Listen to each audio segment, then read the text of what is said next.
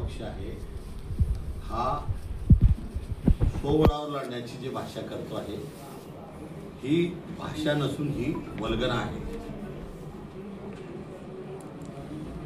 ही वल्गना जी आहे ती फक्त दलित मुस्लिम मागासवर्गीय भागांमध्ये ज्या ठिकाणी काँग्रेस आणि राष्ट्रवादीची मतं असतील ही मतं खराब करण्याचा ठेका हा राष्ट्रवादी काँग्रेस पक्ष अजित पवारच्या गटाला सर्व जिल्ह्यामध्ये मिळालेला आहे।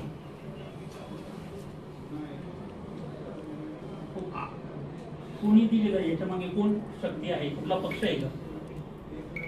याच्या मागे जी राजकीय शक्ती आहे ते भारतीय जनता पार्टी हा राजकीय शक्ती त्यांच्या पाठीशी आहे। ते 10-12 लोक जे नेहमी सारखे जमा करतात तर ते 10-12 लोक म्हणजे समाज नाही आहे। समाज कोण आहेत? जे समाजाची ज्येष्ठ नागरिक आहेत, सर्व समाजाची लोक प्रत्येक भागातून आल्यानंतर त्याला समाज म्हणतात। असे 2-4-5 इकडे जमा झाले आणि काही बी कोपऱ्या कापऱ्यांमध्ये मिटिंगा घेतील आणि त्यांनी समाजाच्या गोष्टी कराव्यात तर ते काही योग्य नाही आहे। समाज काय मला माहिती आहे। गायत्री रूपचंद भंगारे लक्षात, गायत्री भंगारे। दुसरं नाव आहे स्वाती श्रीकांत बाविस्कर म्हणजे जंगले। उषा मनोहर तायडे,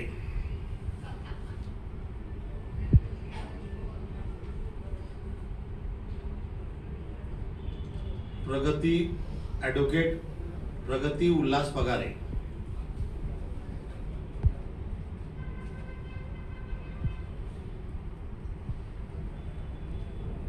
सुनीता सतीश घुले,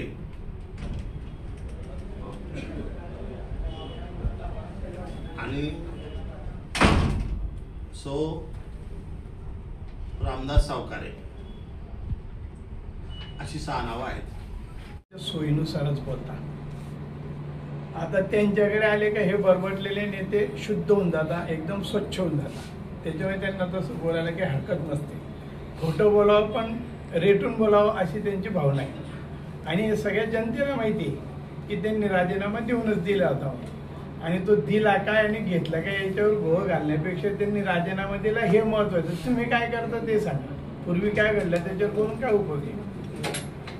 पदासाठी 8 लोकांची मागणी केलेली आहे। त्या संदर्भात 1-2 दिवसात माझी बैठक होईल, त्यांच्याशी चर्चा होईल। उबाठाची जी मंडळी आहे ते सुद्धा माझ्याकडे येऊन गेली, त्यांची काही मागणी आहे तर त्या मागणीच्या संदर्भात त्यांनी ज्या शीट्स मागितल्या आहेत त्या शीट्समध्ये आम्ही चर्चा करून जे त्यांच्या इच्छातून सुद्धा जो व्यक्ती निवडून येणारा असेल त्याला प्राधान्य दिलं जाईल। तुमच्या अनुभवातून यंदाचं हे जे संपूर्ण भारतीय जनता पार्टीला सर्व पक्ष असतील इलेक्शन कसं बघतात, कसं विजय या ठिकाणी होऊ शकतो, काय सर्व घडा